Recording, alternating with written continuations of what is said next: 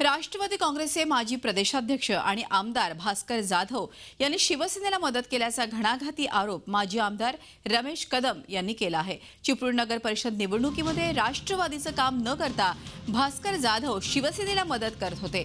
सेनेला अशा प्रकारे मदत करणं पक्षनिष्ठेच्या दृष्टीने चुकीचं असल्याचं रमेश कदम म्हणाले। निवडणुकीच्या दिवशीच भास्कर जाधव यांच्यावरती कदम यांनी तोफ टाकली आहे। त्यामुळे राष्ट्रवादीतला अंतर्गत वाद आता उफाळून आला आहे।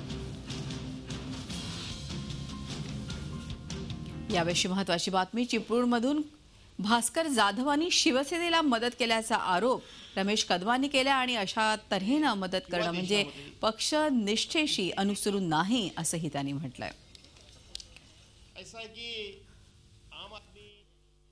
पक्षानं कुणाची जबाबदारी द्यावी, कुणाकडे काय, हा काय वादाचा प्रश्न होत नाही। खरं म्हणजे पक्षाच्या या प्रक्रियेमध्ये सामील व्हायला पाहिजे होतं, पण संपूर्ण निवडणूक प्रक्रिया सुरू झाल्यापासून आजपासून ते कुठच्या याच्यामध्ये सामील झाले नाहीत। उलट पक्षी त्यांचे लोक हे शिवसेनेकडे गेलेले आहेत आणि ते आतून शिवसेनेला सपोर्ट देत आहेत। आता माजी प्रदेशाध्यक्षांनी अशा पद्धतीनं एका विरोधी पक्षाच्या लोकांना सहकार्य करणं हे पक्षनिष्ठेच्या दृष्टीने काय बरोबर नाही। झी 24 तास रहा एक पाऊल पुढे।